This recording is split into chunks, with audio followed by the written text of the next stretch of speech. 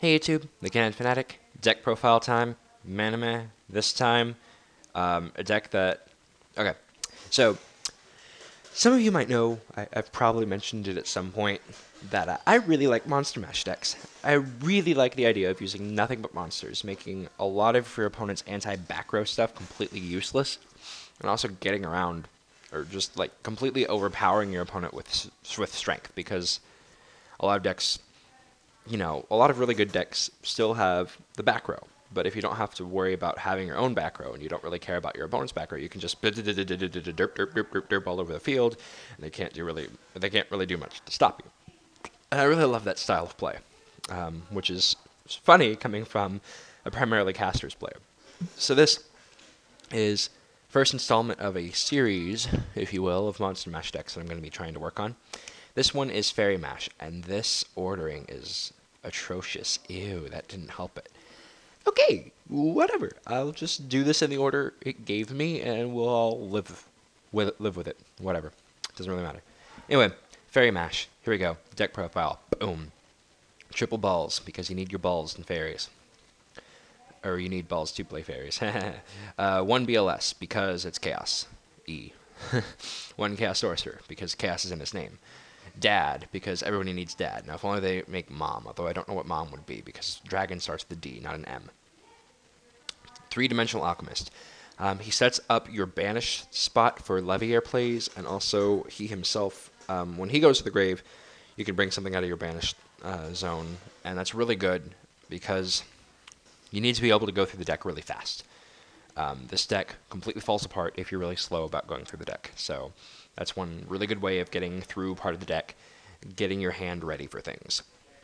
Being able to see more cards, have more knowledge of what's going on. You can set up stuff knowing what you're actually getting yourself into a lot better. Love the card for it. Triple Veiler. The hand traps are good when you're monster mashing. You don't have spells and traps, so you have to have your monsters act like your spells and traps. Triple Gallus, because there's so much stuff you can do with this guy, and some free damage never hurts. Triple Birdman, especially with Gallus, these two work so well together. You may be asking, where's Quekimera Draco? Doesn't matter, because this deck runs well without him, and I really don't want that guy in my hand. I've played Fairy Mash that has Quekimera Draco in it, and it's just horrible. It only works if you get all three pieces, and if you don't get all three pieces, Queku, however you pronounce it, is a horrible card.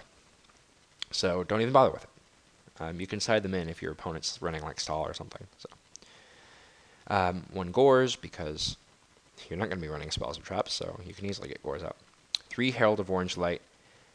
Face it, you're probably going to have a lot of cards in your hand because you can only normal summon once per turn, and honestly, you really do need to be able to negate things. Herald of Orange Light's the best one to negate, or the best one to use to negate, and also puts more stuff in your grave, which is honestly where you want it to be anyway. Honest, because there's lights. Master Hyperion, because there's fairies, and you're running some agents. Triple Maxi, because you need some way to increase your advantage and slow down your opponent, deter them with things other than back row. One Night Assailant, one Sengen. Triple Venus, because Venus. Double Earth, because Earth, and because Fairy, and because Monster Mash, and because Balls. Double Tour Guide, and Double Trag. Side, Quekimera Draco would be the only really be the only thing that you'd honestly need to put in a side here, and maybe some things like, I don't know, Gemini Imps. Don't really know what else to put in there, because you're probably only going to put monsters in it. Unless you wanted to, like, put in the spells or traps for, like, a Chaos Agents build, which would be pretty intriguing. But that would mean taking out a lot of the stuff that makes us good, and putting in a lot of spells, traps, and some Ryos. Nevertheless, no side because I haven't made in real life.